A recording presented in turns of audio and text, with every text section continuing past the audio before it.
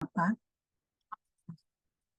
Nah, kita ingin dengar ceritanya gimana sih sebenarnya membangun UMKM itu yang transparan dan akuntabel gitu ya. Kita sering dengar kalau orang mau bikin usaha tuh kayak apa benar sih kita harus selalu siap untuk menyuap gitu ya, atau apakah kita sebagai orang yang apa namanya berprinsip anti korupsi, apakah berarti kita nggak bisa yang bersih gitu ya, atau apakah kita selalu harus punya koneksi dalam tanda kutip di dalam di tempat-tempat tertentu di lembaga-lembaga tertentu supaya uh, usaha kita itu bisa lancar gitu ya, apakah benar seperti itu gitu. Nah, dari Mbak Maya ini kita bisa dengar nanti ceritanya seperti apa, karena kan Mbak Maya ini juga seperti teman-teman yang lain sudah mengikuti pelatihan SPAK ini dari angkatan pertama ya Mbak Maya ini, ketika pertama kali SPAK ini diadakan di NTB. Jadi pastinya Mbak Maya ini seperti kita semua juga selalu berupaya untuk berpegang pada nilai-nilai anti korupsi. Nah, bagaimana nilai-nilai ini kemudian bisa ketemu di dalam menjalankan UMKM-nya. Baik, saya persilakan Mbak Maya untuk langsung aja ya Mbak, panggungnya saya serahkan ke Mbak Maya. Silakan Mbak. Baik, salam wabarakatuh. Waalaikumsalam. Eh, Selamat sore semua teman-teman di sini. Senang sekali ketemu dengan teman-teman di sini. Kok itu maaf tuh latar belakangnya masih JMFB. Belum sempat saya rubah. Nah, eh, sebenarnya suatu kehormatan buat saya diundang Mbak Maria di sini untuk berbicara di depan teman-teman SPAK dalam rangkaian saya sebagai UMKM. Dari pertama berdiri SPAK itu saya juga sudah menjadi UMKM di NTB di bidang fashion.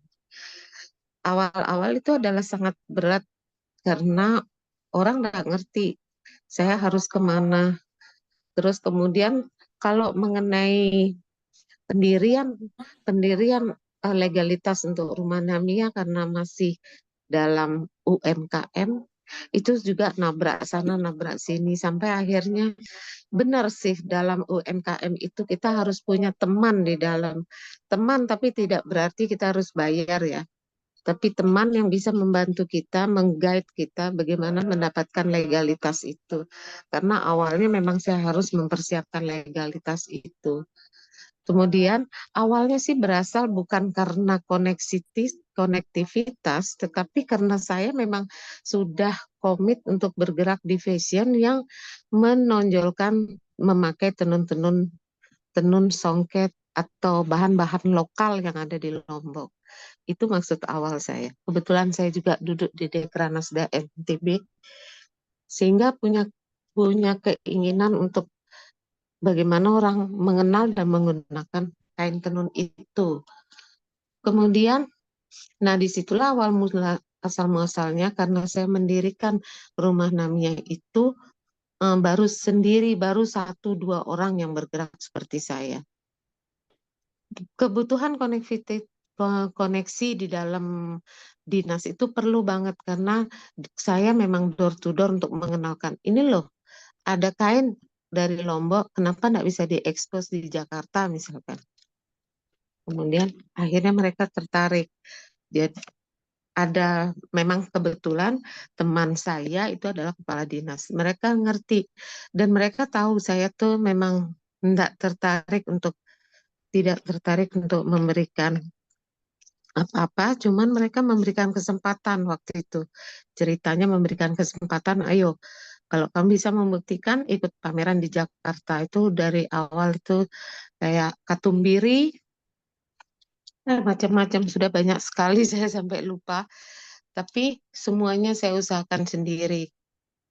Saya hanya dikasih koneksi ini dan dikenalkan, didaftarkan di Jakarta melalui mereka. Dari situlah mereka mereka mulai mikir, oh iya ya ternyata bagus juga gitu. Kemudian saya Saya memang semuanya bekerja sendiri, tetapi saya tidak bisa sendiri karena harus collab dengan teman saya yang satu profesi dengan saya, orang Lombok, itu juga mengenalkan kain NTB di Jakarta, bahkan di Indonesia Fashion Week waktu itu. Saya ingat, disitulah baru tahu astaga, ternyata bagus banget gitu. Kemudian diikuti sama desainer Jakarta kalau tidak salah, Robi Tumewu masih ada waktu itu. Nah itu buat seperti itu. Kemudian masih tetap berat karena saya levelnya UMKM. UMKM kan apa ya? Basicnya dengan permodalan yang kecil ya. Tetapi saya percaya semua orang bisa bisa mengenal bahan-bahan dengan kearifan lokal seperti itu. Terus kemudian kebetulan teman saya sudah cukup berhasil, orang Lombok juga sih, teman dia udah cukup berhasil di Jakarta. Itu keuntungan kita dan kita sebagai UMKM harus kolaps seperti itu. Kalau enggak, wawasan kita tentang mode, tren, forecast juga masih kurang. Nah, teman saya itu membuat buku dengan biaya sendiri juga. Jadi kita berdua itu ke sana kemari. Ini loh buku sudah kita terbitkan. Itu buku dengan memakai bahan lokal itu dikenalkan dan mereka ternyata suka. Oh, seperti ini ya. Ternyata bisa gitu. Bukan hanya sekedar bahan-bahan yang biasa gitu. Jadi kita membuat sesuatu yang lain. Kemudian banyak sekali yang setelah itu memang banyak mengikuti dan kemudian sekarang menjadi sebuah kebijakan bahwa tiap daerah harus memakai eh, pakaian di hari Jumat dengan berbahan lokal. Disitulah awal muasalnya, tapi kemudian karena muncul-muncul yang baru dan saya dari dulu tetap berkomitmen, saya tidak pernah kasih apa-apa. Memang memang banyak saya kalahnya gitu dengan yang muda, yang baru-baru newcomer karena mereka mampu memberikan apa ya, memberikan hadiah gitu. Tapi saya nggak bisa kan itu kan ada biayanya. Ngapain saya ngasih hadiah mereka sudah. Kalau mau beli punya saya dan kenalkan gitu. Dan saya tetap komit seperti itu. Ada beberapa yang akhirnya ketemu teman saya sudah dimutasi, ketemu dengan yang baru. Nah, beliau enggak tahu bahwa saya memang berjuang. Bahkan waktu saya pameran di Plaza Perindustrian di Gatsu itu eh, banyak sekali orang Jakarta ataupun wartawan yang melihat ternyata kain Lombok itu bagus ya gitu. Begitulah. Jadi saya membuat inovasi sendiri, tetapi ya itu untuk dinikmati sendiri karena belum waktu itu memang gimana ya dipanggil lagi cerita-cerita itu dipanggil lagi untuk pameran, dikenalkan, kemudian alasannya saya senang dengan baju ini. Tapi saya nggak ngerti bahwa itu saya harus ngasih baju itu ke beliau. Tapi saya nggak kasih-kasih, habis itu tenggelam lah saya. Tapi saya tetap bertahan seperti itu. Memang harus begitu kalau UMKM itu kita harus berjuangnya sangat-sangat keras. UMKM loh, karena kita modalnya kecil. Dalam contoh lagi dalam pengajuan proposal untuk sponsorship gitu.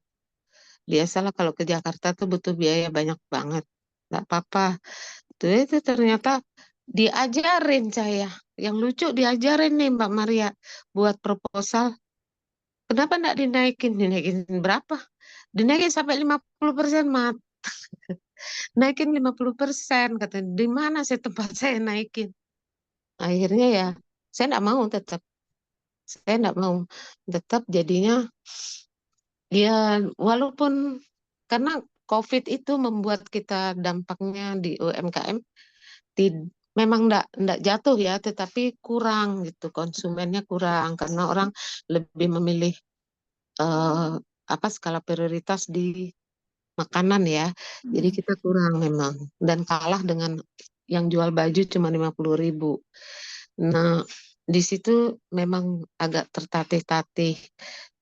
Tapi saya tetap bertahan karena sebenarnya untuk apa yang begitu, kita toh juga tetap bertahan, dan banyak sekali yang yang sudah kenal saya juga banyak. Saya nggak peduli, cuman saya buat private order inilah itu, tapi tetap dengan komit itu.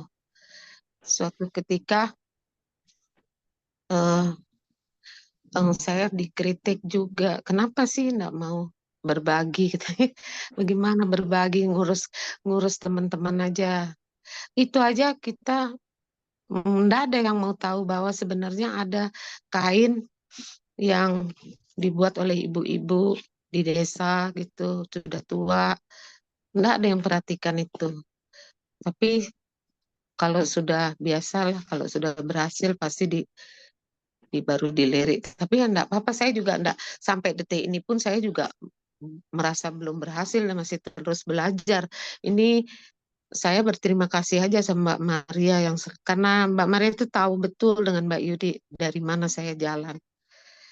Kemudian yang bikin bikin apa ya, kalau di Lombok itu, ini cerita saya di Lombok ya, saya nggak tahu kalau di daerah lain. Kan di Lombok itu kan eh, kecil ya dibanding dengan yang lain. Maksudnya dari dinas-dinas, saya jadi anggota SPAK aja, dinas-dinas sudah langsung menyingkir. Itu kalau di Lombok ya.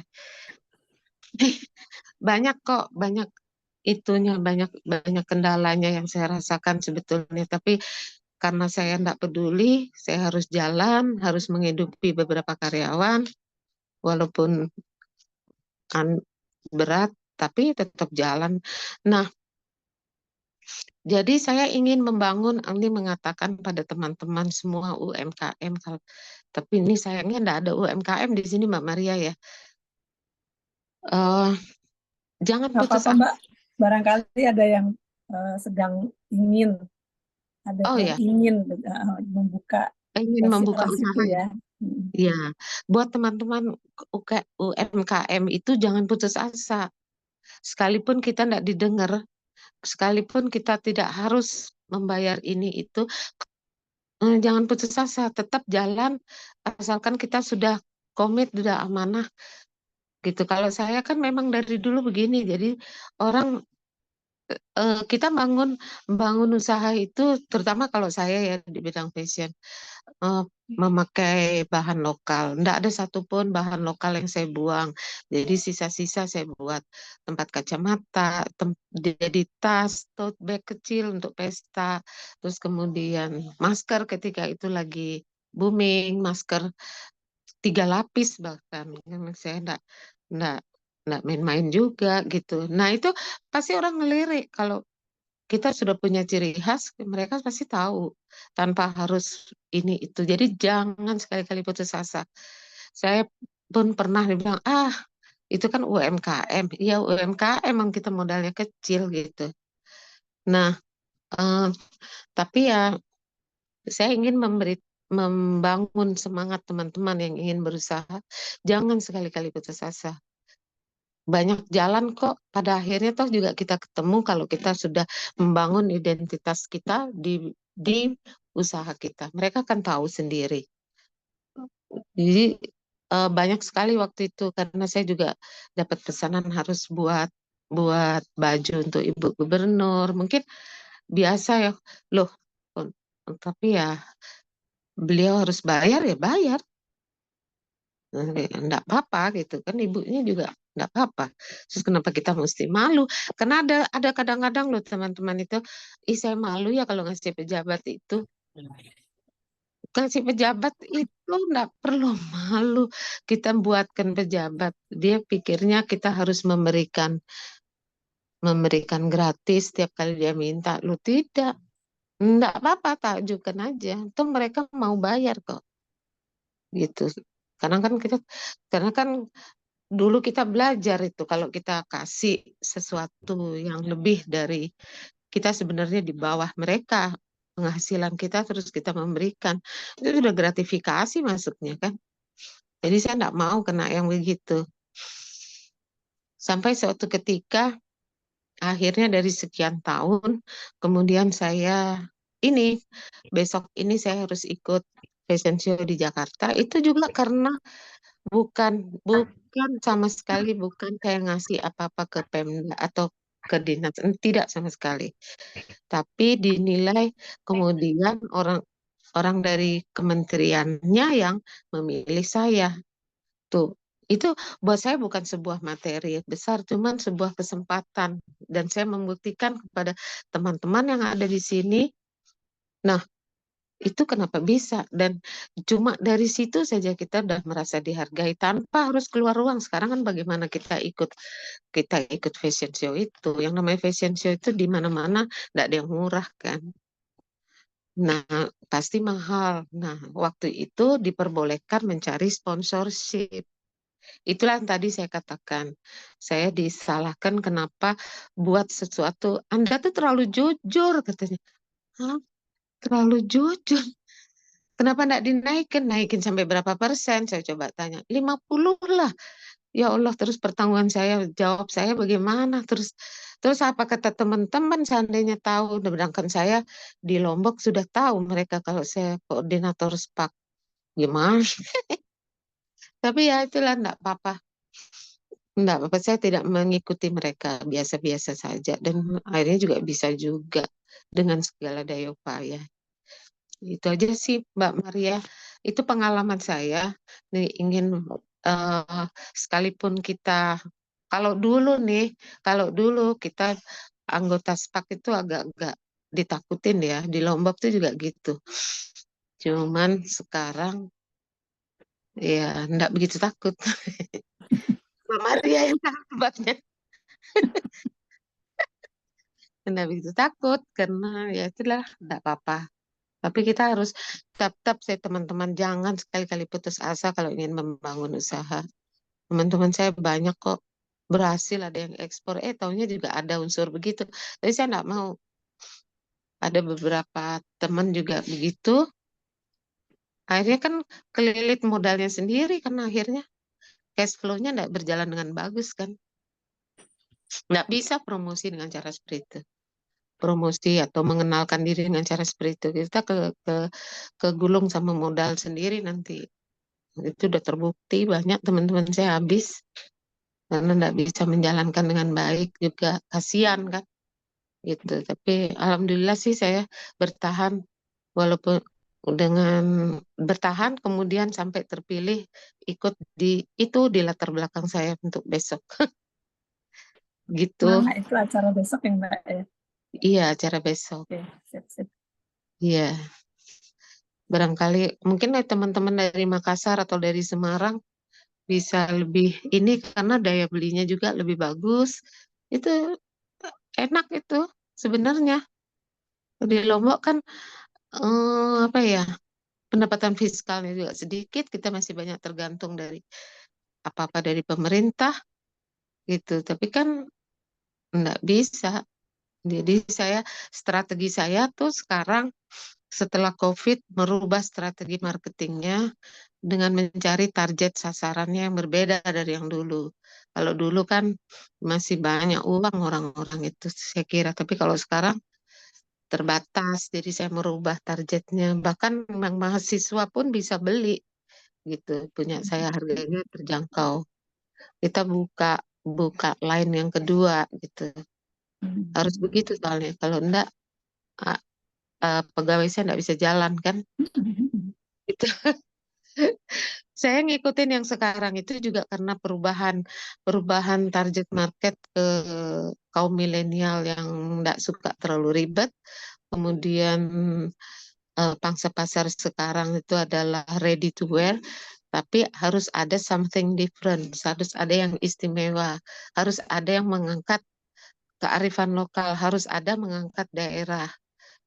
Begitulah. Jadi apa namanya? Dan ternyata strategi itu lumayan berhasil. Jadi sekarang sepertinya masih kayak saya mau Bu Maya punya orang saya buatnya juga enggak banyak karena kemampuan juga sedikit, jadi buatnya sedikit gitu. Nah, itu ternyata banyak diminatin karena sekarang bagaimana mengelola baju dengan harga terjangkau tapi tidak berat di mata, tidak berat itu kalau pakai songket itu berat.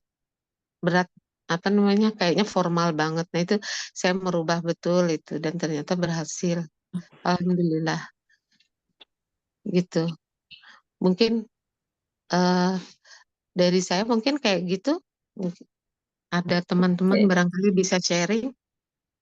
oke Mama ya, terima kasih banyak ya. Ya sebenarnya Mama ya ini ada slide presentasinya tadi ya, saya sampai lupa nanyain. Mau dibagikan Mbak? Karena ada profil juga di situ ya. Boleh, Ya boleh. oke. Mbak Ika, boleh tolong di-share Mbak?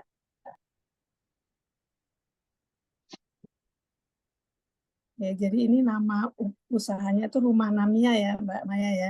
Iya Ini betul. diinget-inget nih, ini di jalan ini ada tokonya ya Mbak ya. Di Jadi mana? bisa, Iya ada. ini Jalan Bondowoso ini jadi bisa bisa kalau ada teman-teman yang ke Mataram nih mau mampir ke sana bisa langsung lihat di tokonya ini ada di sini ya Mbak ya. Jadi bisa Iya, bisa main nih ke sini ya. sebetulnya iya. Cuman kemarin tuh habis dari online, Mbak. Oh, Karena itu oke oke oke ya ya ya. karena kan merubah target sasaran. Betul. Jadi Iya, sekarang main ke online juga ya. Ya sekarang memang semua iya, usaha tuh platformnya jadi ke e-commerce ya. iya. Oke. Belum belum belum e-commerce yang gede juga di Mataram ini Oh, sudah habis. mm, Iya. lanjut lanjut Mbak Ika. Karena sekarang yang membuat saya senang itu ada kebijakan ini baru-baru sih. Kalau di Jakarta mungkin sudah digalakkan sudah lama, entah berjalan atau tidak, tapi banyak yang sudah ikut. Jadi sarung movement. Jadi pada hari tertentu pakai sarung. Kalau di Jakarta, ya hari Oke. iya sarung movement. Kalau teman saya di Jakarta bilangnya gitu. Tapi di Lombok sekarang sebulan yang lalu pejabat gubernur yang baru menyarankan bahwa ada Jumat Belondong. Artinya setiap hari Jumat dari bapak sampai ibu-ibu harus menggunakan sarung atau kain atau Hmm, apa aja tapi dengan bahan lokal. Nah itu saya senang hmm, sekali. Jadi boleh aja bapak-bapaknya pakai sarung, tapi hmm. nggak boleh yang dari Wadimor misalkan gitu. Iya, iya, iya. Iya, itu. Jadi Itu lucu. ide Jadi bagus banget ya, iya. Jadi iya, dengan sendirinya karena ada ketentuan itu jadinya mengangkat usaha lokal juga ya, Mbak ya, iya jadinya. betul. Betul sekali. Sekarang kan tergantung kita. Kalau dia mau beli, walaupun tenun itu dipakai di desa itu untuk sarung, tetap aja harganya satu kain itu 500.000, Hmm, ya kan? hmm, hmm, Nah kalau 500.000 untuk sarung tiap hari Jumat cukup mahal untuk di Lombok. Dengan makanya itu tertantangnya saya adalah bagaimana membuat sarung itu tidak seharga itu juga, tapi hmm. bisa modern gitu. Lagi Nah, mikir saya gimana. Walaupun digabung dengan kain pendamping kan enggak apa-apa, yang penting kelihatan oke. Kalau saya hmm, sih gitu. Jadi yang hmm. muda-muda bisa pakai tanpa harus kayak sarung orang-orang mau ke masjid itu. Iya, Itu kan betul. mainstream banget kan. Heeh. Bisa Emang. kayak kain lilit atau apa gitu ya, Mbak ya. Iya Sekarang betul. lagi musim. Jadi kayak di fashion show kayak sekarang juga kain kain lilit atau celana yang dililit begitu. Nggak ada yang susah-susah. Buat saya yang penjahit ya mudah aja buatnya. Tapi bisa bisa tampil oke di masa sekarang dan anak muda pasti suka makainya. Nggak harus yang dililit-lilit kayak orang ke masjid itu. Iya, iya. Iya, gitu teman. Oke, Mbak Ika, boleh lanjut Mbak. Ini tadi ini mengenai Rumah Namia ya. Iya Mbak Nah, Ika, ini tolong. kurang lebih Iya, ini ada beberapa model-modelnya cakep-cakep banget. ini ada beberapa yang akan tampil besok sih. Itu ada Oke. yang itu Oke. yang saya bilang saya memanfaat kain tenun. Seperti ini apa ini? Nah, ini Namanya. ya Mbak, prinsip-prinsip yang ketika membangun rumah Namia ya. Ah, Jadi nggak iya mau betul. memberikan gratifikasi, Ya, tidak mau menyogok atau hadiah gitu ya. Kemudian enggak. mengedepankan kejujuran saat membuat proposal cepat minta ke sponsor ya. Terus ini Iya. suka ada kode-kode gitu ya Mbak ya. Langsung Nah, aja udah kalau udah kebaca langsung sering. ditolak aja gitu ya. Iya pura-pura nggak tahu aja sih supaya Mereka nggak tahu. menyinggung orang. Supaya nggak menyinggung orang. Karena kita juga punya pengalaman kan dulu tuh Mbak. Ya Gimana tuh sekarang. Mbak? Oh enggak, tapi bukan hubungannya dengan usaha ya. Mm, Ya itu agak heboh waktu mm. ngasih di SPAK. Sekarang ajaran mereka agak takut kalau ngelihat saya. Nah, ini kan maksudnya sebagai bukti ya, Mbak, kalau kita udah dari awal menentukan sikap tertentu gitu ya, menunjukkan bahwa kita emang kita apa prinsip kita anti korupsi itu otomatis kan kalau itu terus menerus dibangun oleh kita sendiri kan jadinya juga orang udah bisa membaca oh nih kalau sama Bu Maya ini jangan main-main dia males deh kalau nggak usah coba-coba gitu jadi kayak udah terbangun ya itunya apa namanya branding kita dalam tanda kutip sebagai seorang yang anti korupsi dalam hari ini sebagai anggota SPAK gitu ya jadi udah orang udah takut duluan emang males deh urusan sama dia gitu itu juga Iya, karena komitmen yang iya terus betul. menerus ya Mbak ya itu tentunya ya. Iya, lama sekali Nah, membangun itu mm-mm, juga. Tapi akhirnya mereka betul. tahu juga. Dari Mm, awal juga udah tahu. mm-mm. Sama tadi Iya. saya tertarik juga dengan itu tuh Bu Maya. Ini kadang-kadang kan suka ada yang saya juga suka dengar tuh kalau misalnya UMKM bikin pameran terus ditonton oleh ada seorang pejabat istri pejabat datang nonton. Nah itu kan kadang mereka suka tunjuk-tunjuk. Kemudian mereka beli yang tadi Mbak Maya cerita itu mereka mau beli tapi kadang suka ada yang nggak mau bayar gitu ya. Atau karena mungkin mungkin si pemilik UMKM-nya sungkan sendiri untuk nagih kayak tadi Mbak Maya bilang gitu kan ya. Kayak Hmm. karena dia pejabat terus jadi nggak usah gimana nagihnya gitu ya. Padahal kan sebetulnya nggak perlu kayak gitu kan ya Mbak Maya ya. Tadi kan Mbak Maya cerita bahwa mau pejabat mau siapa ya kalau beli ya bayar gitu kan nggak ada urusan semua namanya pembeli gitu kan ya Mbak Maya ya. Jadi berarti kita nggak perlu harus karena dia pejabat terus kita mengutamakan harus itu kan juga menjadi semacam gratifikasi juga pada akhirnya ya kayak gitu itu. Iya, itu saya alami sendiri. Itu yang saya maksud tadi, kode Mm, yang diberikan oleh ibu atau pejabat itu, kode itu. mm, mm, Sekarang bat- dalam dalam pemikiran saya di mindset saya, kalau pejabat itu dia harus kasih kasih contoh dong untuk yang lain, betul. harus beli. Betul.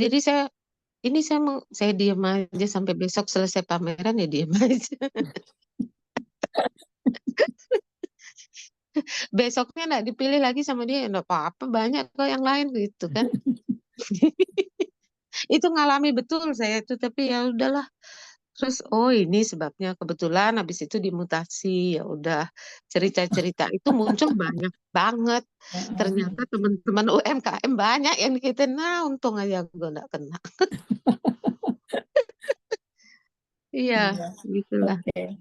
Oke, teman-teman sekalian. Jadi ini tadi cerita tentang perjalanan usahanya Mbak Maya ya, yang menurut saya kalau kita kita mungkin di antara kita ada yang ingin membangun UMKM atau sedang sekarang proses atau bahkan mungkin enggak, tapi sebenarnya ini adalah contoh di mana kita berkomitmen terhadap apa yang udah apa namanya itu perilaku yang udah kita tanamkan pada diri kita sendiri gitu. Nah, mungkin sekarang ada teman-teman yang ingin bertanya atau mau informasi apapun dari Mbak Maya terkait presentasi tadi. Monggo silakan. Silakan teman-teman sekalian. Saya ada di sini dia tersanjung banget tuh. Enggak? Ini Aspak fashion show-nya tertutup apa boleh buat siapa aja, Mbak? boleh buat siapa aja. Ada Oh gitu. register undangannya Oke. bisa. Pernah dibawa keluar Indonesia juga ya, Mbak, kalau nggak salah ya? Iya Pernah pernah pameran tuh gitu. itu di Dubai ya. Di Tapi Dubai. ya kalau Dubai itu kan beda beda beda style ya. Jadi waktu itu Hmm.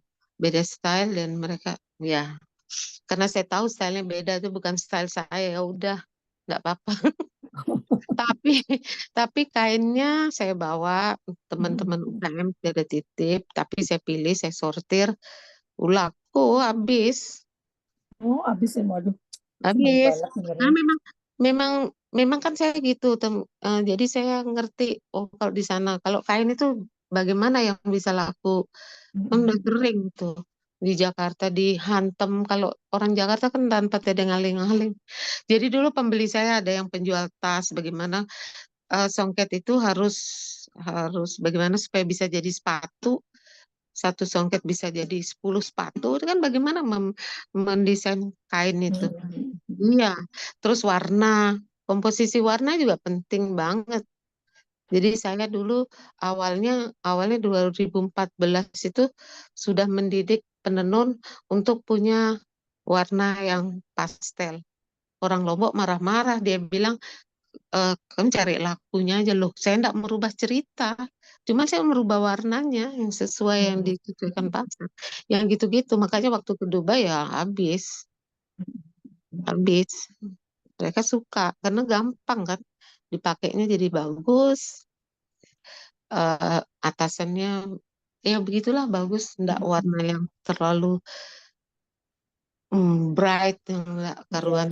Iya, Jadi menyesuaikan dengan masyarakat setempat juga ya Mbak ya. iya. Kan ada Hmm. juga yang untuk adat juga beda gitu. Iya betul. Baik, silakan teman-teman sekalian. Kalau ada yang mau bertanya, silakan. Kita punya waktu banyak. Nih, monggo Mbak Yulia apa kabar? Monggo barangkali mau buka usaha atau sudah punya usaha.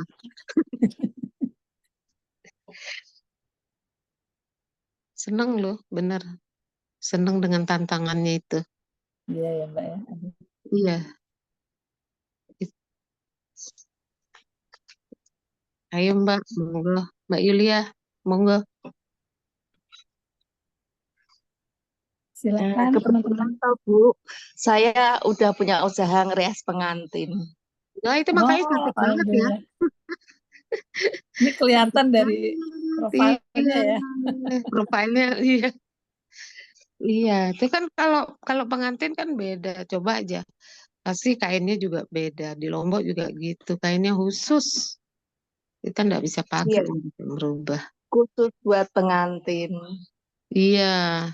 Di Lombok juga ada Mbak Yulia untuk buat pengantin itu harus ada benang emasnya, terus ada ceritanya, yang kain yang mana gitu kan.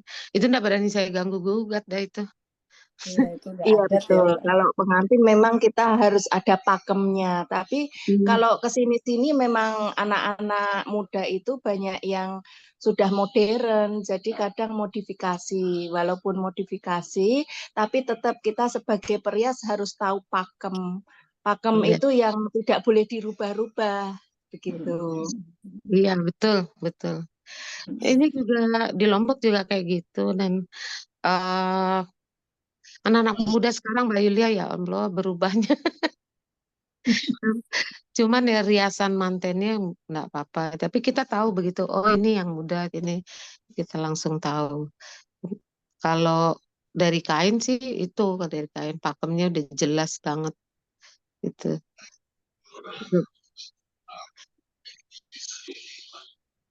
Jadi kalau kalau saya pribadi karena suami dari asli Lombok, jadi pakemnya itu udah sangat melekat gitu, nggak boleh yang ini, nggak boleh gitu gitu. Iya, udah apa Untuk itu manten, ketentuan manten. dari adat dan tradisi sih Iya, ya. Jadi mereka adat, nggak iya boleh betul. langgar. Iya, nggak bisa. Iya, Sama aja Jawa juga gitu kan ya Mbak Yulia iya, ya. iya, Iya, banget. betul. Tetapi kalau di Hmm. perias pengantin itu tidak ada unsur untuk gratifikasi gitu, tidak ada, Ibu.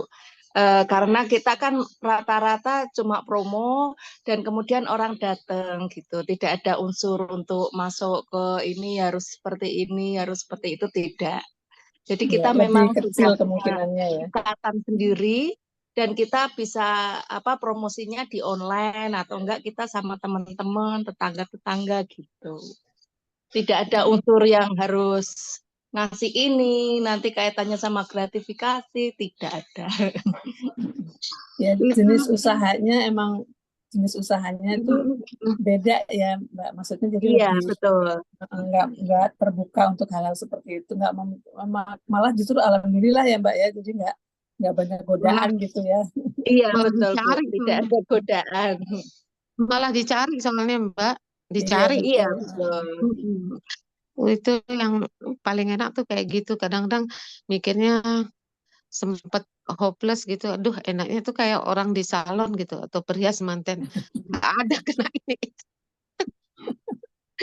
Tapi nggak bisa juga, bakatnya nggak ke sana kan. Iya, beda-beda lah jalannya ya. Beda-beda lah Mm. gitu. Kalau lihat Mbak Yulia di foto ini kan bisa cantik banget. Nah itu kita pasti dicari supaya bisa secantik. Nggak perlu kena ini itu dia. Iya, itu udah Iya. promosi tersendiri itu ya dari Promosi ini. tersendiri juga ini kalau cantik itu bukan berarti harus orangnya yang cantik, tapi juga harus dari inner beauty-nya ya, dari dalam juga. Nah, Kemudian Iya, mendukung betul. kameranya juga. Itu rahasianya kamera. iya benar benar sekali. Tapi alhamdulillah Mbak Yulia sudah bergerak di situ. Nah, itu bisnis yang dicari-cari terus, nggak akan berhenti. Tinggal kita memaintainnya bisa sampai langgeng tuh. Iya, Itu betul. kan. Harus tetap belajar, belajar dan belajar, Bu. Iya, harus tetap belajar. Di fashion kan juga gitu. 3 bulan sekali berubah total. Berubah nih, ngikutin ini lagi. Ya, kalau nggak mau belajar ya susah Iya, gitu. ketinggalan dari fashion, make up itu setiap tahun kan ada tren. Jadi kita harus tetap belajar. Iya, alhamdulillah Yulia bisa gitu. Mbak Maya, aku ada pertanyaan ya. Sepanjang Mbak Maya membuka usaha, apakah pernah meminta atau meminta pinjaman dari lembaga keuangan, misalnya kayak ke bank gitu, Mbak? Pernah Mbak, karena Nah ya. waktu itu kur kan dianjurin di UMKM.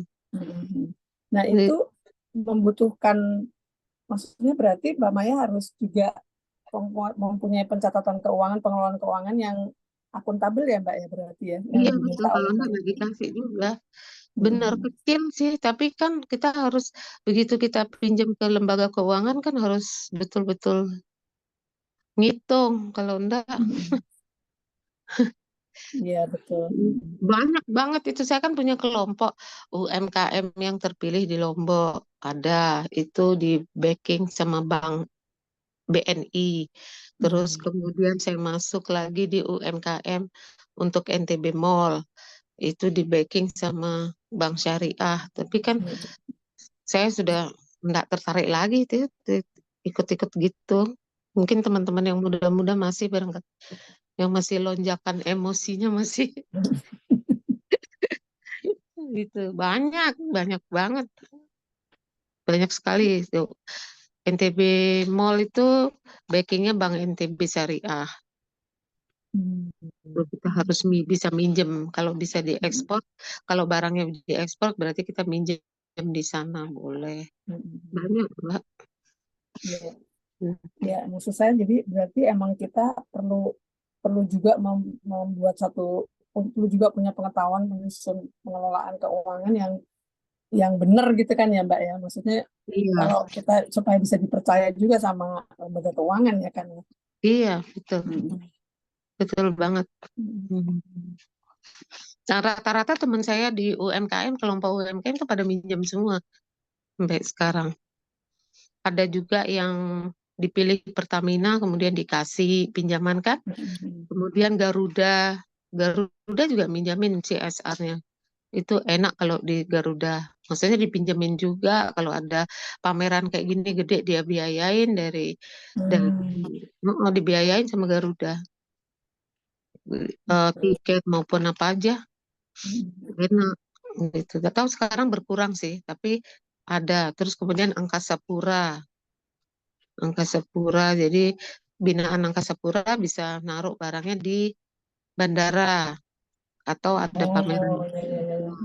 Pertamina juga. Pertamina tuh tiap tahun ada MotoGP, berarti binaan Pertamina tuh udah UKM-nya duduk di depan. Mm. Bagus, tempatnya bagus. Mm. Cuman untuk masuk situ kan dikurasi gitu. Iya, Kalau kuat ya terus. Kadang-kadang juga enggak kuat karena kan permintaannya MotoGP itu berat, enggak kuat dia orang-orang Lombok. oh, karena berturut-turut gitu apa gimana Mbak? Bukan karena desainnya harus begini, desainnya ruwet sekali dan Oh, enggak boleh ditentukan keluar gitu ya. dari itu. Ya, Mm. kalau dia yang di luar MotoGP banyak itu sudah MotoGP. Tapi yang masuk di sana harus tertentu, Mbak. Mm. Teman saya ngeluh dia. Topi aja Betul. yang biasanya 15.000 harus di treatment begini gitu, gini gitu. Males terus. Iya, Nggak iya. mampu dia. Dari keuangan nggak mampu. Gitu. Oke, teman-teman lain ada yang mau bertanya lagi nih? Silakan loh. Atau mungkin mau berbagi juga punya pengalaman yang hampir sama. Iya, selain Mbak Yulia siapa?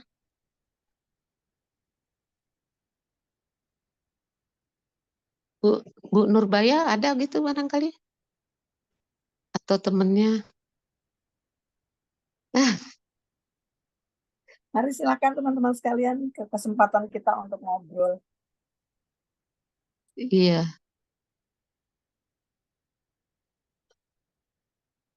Bu Yesi? Nggak ada.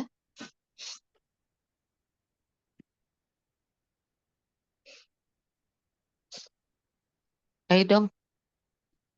Yuk kita meramaikan obrolan kita sore ini.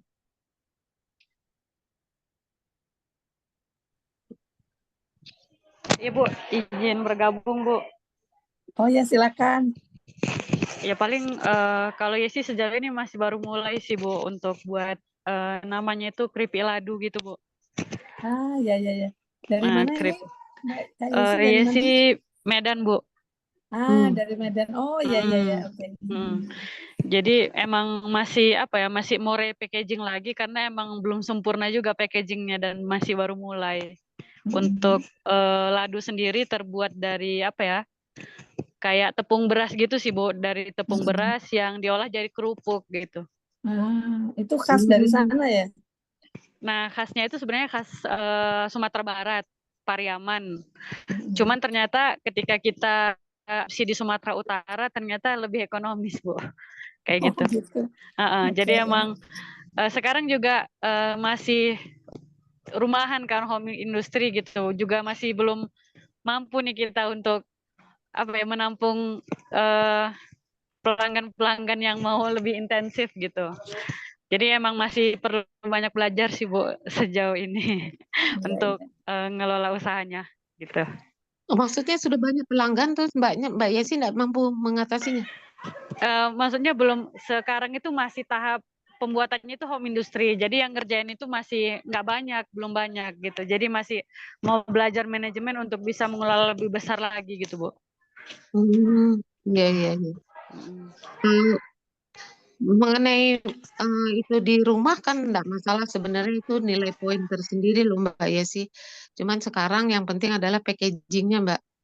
Iya benar, Bu. Itulah masih, kalau sekarang kan kemarin sempat awalnya itu masih pakai plastik standar yang 2000-an itu loh, Bu. Plastik kecil. Nah, kemarin udah isi coba naik tingkat dengan kita pakai stiker dengan labeling gitu kan. Dan setelah itu kemarin ya sih coba nih untuk daftar NIP sama buat halalnya gitu. Dan ternyata udah selesai, ini kita mau repackaging lagi untuk biar bisa lebih sempurna gitu sih, Bu. Oh iya, iya, iya.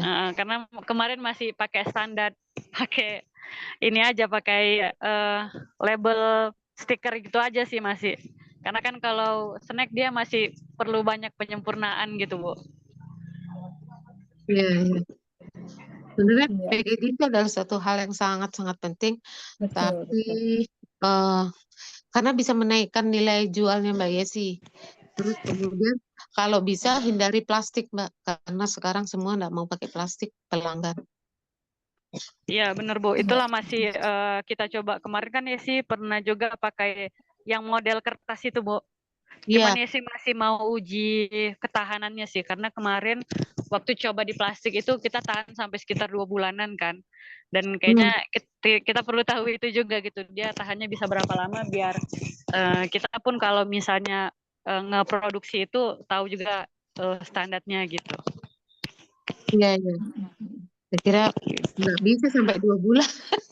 Nah itu makanya nanti nggak apa-apa sih kalaupun misalnya cuma dapat misalnya 2 minggu gitu kan, ya kita jadi tahu standarnya. Kalau emang 2 minggu belum laku kita bisa tarik kan kayak gitu.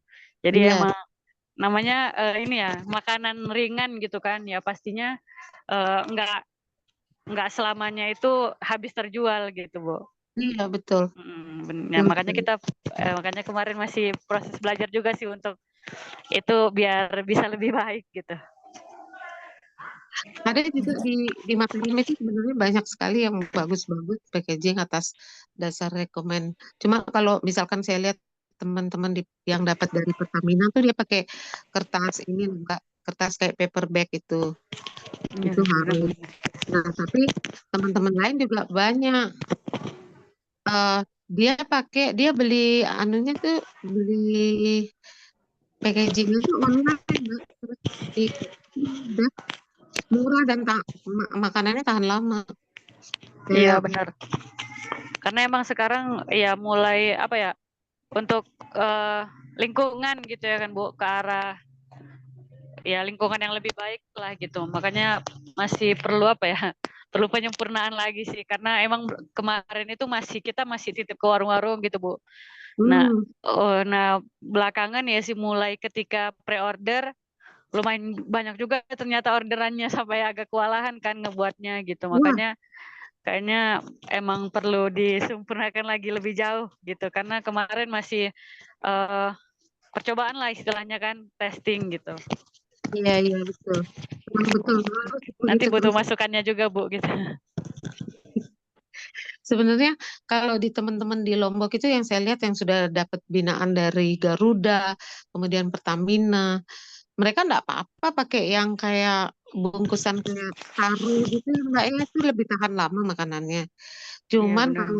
contohnya kalau Pertamina dia harus pakai kertas, terus depannya pakai mika ya, jadi kelihatan bentuk makanannya Oh, Mbak. ya ada kayak jendelanya gitu ya. Iya, jendelanya apa tuh Jadi yang zaman dulu kelihatan. tuh? Iya, Jadi itu iya iya bagus iya. Iya. banget. Cuman memang makan biaya sih Mbak, itu kertas itu. Iya, Iya. bagusnya emang apa, produksinya sekaligus banyak Bu kalau yang kayak gitu ya. Iya, Kita harus produksi ribuan gitu, dan kita udah harus punya Mbak. emang punya target pasar yang lebih jelas gitu ya. Cuman Nanti untuk sebentar lagi ya Mbak Yesi. ya, insya Allah itu pasti bisa kok. Ini aja Mbak Yesi pakai kertas yang dari apa sih namanya pembungkus yang kayak kayak taro itu loh kan banyak dijual itu murah Mbak. Itu pakai zip Taruh apa? taruh plastik gitu Kan, ya Bu? iya Ih, bukan namanya. plastik, udah bukan plastik sih. Bukan plastik. Hmm, Makanya mereka udah ninggalin plastik, tapi pakai itu apa iya. sih? Jadi Coba dibuka, nanti cari-cari juga Bu. dibuka terus bisa di ziplock, jadinya tahan Bisa di lama. zip ya ya. Oh iya, benar-benar benar. Iya kan? Iya betul. Boleh nanti sih coba cari-cari biar naik tingkat dikit gitu, naik tingkat dikit-dikit biar nanti sampai di Iya. titiknya juga gitu. Iya, enggak. Cuman saran saya memang nggak usah pakai plastik, cuman mungkin taraf awal tuh pakai yang itu, yang ada ziplocknya. Kalau mengenai pakai paper bag itu lama itu karena mahal, Mbak. Saya tahu. Benar-benar. Iya Bu. Kalau dia udah Makan biaya produksi juga jadinya ya Bu makan ya. dia prediksi, jadi kalau dia anunya apa namanya perputaran uangnya bagus ya pakai itu. Tapi Iya kalau plastik benar-benar. sudah rekomen banget. Iya benar-benar Bu. Siap. Makasih Ya, banyak Bu masukannya Bu. Mudah-mudahan nanti bisa terus naik Ya tingkat. sukses ya Kak Yesi, ya sukses sukses ke ya. Ya, depannya. terima Mbak kasih itu Bu Maya, Bu Maria, ibu-ibu semuanya. Mbak Yesi home industry itu adalah poin Mbak untuk naik. Siap, siap Bu. Itu, itu poinnya, itu keistimewaannya di situ. Apalagi Mbak bisa membantu ibu-ibu di desa yang nggak punya kerjaan ngerjain itu. Itu poin tuh. Bisa jadi storytelling. Iya Bu, siap. Mudah-mudahan mudah-mudahan bisa banyak manfaatnya nanti Bu. Amin, amin. Amin, amin. Ayo teman-teman yang lain silakan, mungkin ada cerita lain juga. Sebab kalau makanan itu kan dibutuhkan langsung. Iya Jadi, betul, makanan itu jadi kapanpun selalu ampun, diperluin ya. iya, pokoknya kalau kita bilang Lombok Tengah itu udah enak sudah. Sekarang memang karena di Lombok jadi destinasi super prioritas ya, banyak sekali berubah packaging makanannya. Hmm. Ya, jadi banyak sekali yang masuk di situ. Kayak sate rembige itu Mbak Maria. Aduh, itu Sekarang sate sudah di pujaan saya. itu udah di vakum kan? Oh, ada yang udah di vakum gitu Iya. ya, Mbak Jadi ya? Mbak Maria masukin aja di kulkas bawa 2 bulan ya tahan. Iya, Sama ya pelecing ampun. ayam. Pelecing ayam yang langsung dari Kampung Taliwang itu loh Mbak. Heeh, heeh. Dia dikasih bantuan untuk punya vakum. Untuk Oh, dibawa ke luar negeri pun ya oke aja. iya, iya betul. Makanya kemarin tahun lalu yang sate Rembige sudah berani memvakumkan ini di pameran Trade Expo ini. Hmm. UMKM paling inovatif. Nah, menang dia. Oh, Baru dia sendiri. Padahal itu banyak. yang tempatnya yang tempat aslinya itu, Mbak Maya Iya. yang Padahal bukan di tempat aslinya, cuman yang tempat aslinya itu kan sudah tua tuh Mbak. iya sih. Maksudnya kita makan di situ enak, tapi ini kan anak muda bisa dia buat di vakum. Oh, Gitu. itu jadi dia lain lagi ya penjualnya bukan Lain yang lagi. aslinya itu. Ya. Saya belum belum belum rasain, tapi jelas beda sih sama asli. Bahkan yang ini Mbak Maria, ayam rarang dari Lombok Timur itu yang terkenal banget. Jadi kalau kita ke Lombok Timur pasti makan ayam rarang. Oh, belum pernah tuh aku kayak gimana tuh Mbak? Semacam taliwang gitu, nggak beda? Ya beda, pelecing ayam tapi beda. Tapi Hmm. beda. Itu di vakum, jadi mau beli ya pakai vakuman udah nggak Oh, repot. bisa dibawa, iya benar-benar. Iya, jadi sudah kayak gitulah modernnya. Hmm. Karena dituntutan ya itu daerah super prioritas. Iya. Makanya saya banyak dengar teman-teman itu yang makanan itu. Jadi ya oke. Hmm. Ya Paham. kemajuan itu kayak gitu kan jadi lebih memperluas pasar juga ya Mbak ya. Kan Iya, lebih betul. Bahkan lebih kan jadi bisa fleksibel. dikirim ke luar negeri kan. Iya betul. Iya, makanya dia menang UKM paling inovatif katanya. Hmm. Mau sate Rembige. Iya dulu kalau mau makan ya cuma bisanya kalau ke Lombok aja kan gitu ya. Sekarang Iya, mungkin jadinya bisa udah lebih. Aku belum tahu iya. sih apakah di Jakarta mungkin udah masuk juga sih harusnya ke sini kali ya. Cuman nggak tahu di Sebenarnya mana. kayaknya belum terlalu masuk, cuman ada NTB Mall di Jakarta. Itu di mana namanya di Jalan Garut di Menteng. Oh, Dia punya itu wah, produk-produk itu. betul. Sate Rembige, ayam rarang. Mbak Yesi bilang pelecing kangkung, udah tahu pelecing kangkung, Mbak. Nah, itu Aku ada suka di sana bajingkan. semua, Mbak. Dengan kemasan yang bagus-bagus. Oh, ini ada siapa Kak Pera nih tanya Mbak. Ya, Eh, Kak Pera tanya ini apakah ketua Dekranasnya istri bupati? hmm. Ketua Dekranasda seluruh wilayah dari gubernur sampai bupati, ex officio harus istri bupati, Hmm, oke. istri gubernur harus. Itu salah satu tugasnya selain ketua PKK. Hmm, Cuman kan kalau Dekranas ketuanya Ibu Wakil Presiden. hmm, Ya kan kalau PKK kan Ibu Mendagri. hmm. Iya. Dekranas tuh ada di semua tempat di Dekranasda tuh ada ya, Mbak ya? Di Harus semua ada, Mbak. provinsi. Harus Oh, ada semua provinsi sampai kabupaten. Ada. oke. Harus. Salah satu tugasnya Ibu istri kepala daerah, dua menjalankan itu, satunya sebagai ketua Dekranas. Nah, Iya. ini nih ada cerita nih. Ada isu itu bancakan korupsi ibu-ibu pejabat kata Mbak. Bener kan? Oh, pantesan ada isu bancaan korupsi ibu-ibu pejabat di mana tuh? Gimana tuh Kak Pera?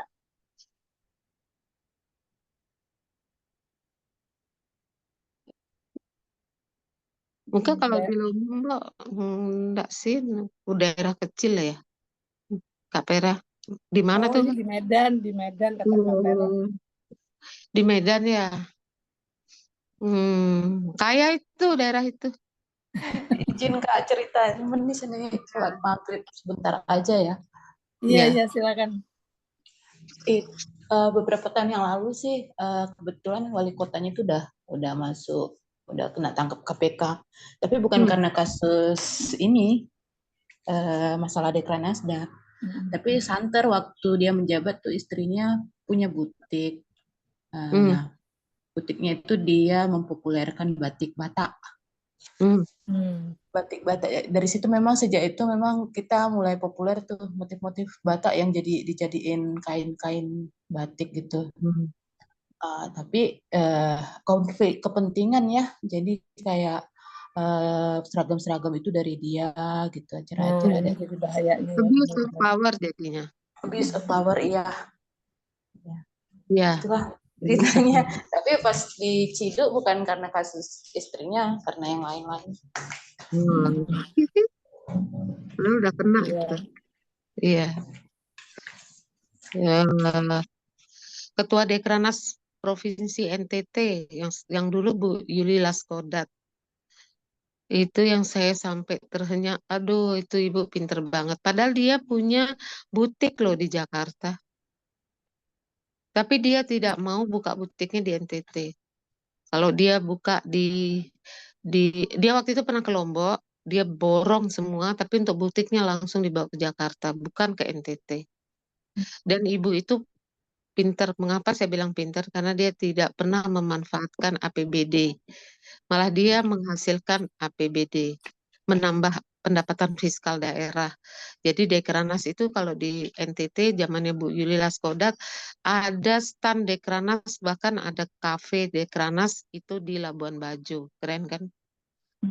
Jadi waktu dia mau dikasih dana hibah Dekranaz kan selalu dapatnya dana hibah, itu yang dikelola, harus dikelola. Dia nggak mau, dia tolak dana hibahnya. Saya menghasilkan uang kok ke daerah, ngapain saya dikasih? Itu Itu Bu kalau Yuli. yang bener kayak gitu ya. Aduh, keren banget ibu itu. Sayang udah berhenti. Terus dia malah jadi kayak gitu, dia nggak perlu turun sampai ke daerah-daerah. Dia bilang saya bisa ngezoom kok, sekarang zamannya ngezoom. Tapi bagaimana dia buat keren banget kafe Dekranaz di Labuan Bajo, uangnya ngalir terus. Ya Allah, dia belanja di Lombok banyak banget, tapi untuk butiknya di Jakarta. Memang dia sebelum Bapak jadi gubernur dia udah punya butik sih, tapi dia Nasdem loh. Nggak ikutan deh kalau itunya. Iya, dia Nasdem. Tapi kayak kalau saya sih ngelihatnya nggak gitu. Yang penting gimana caranya dia membangun Iya, dana, itu bagaimana sih dia kembali keluar.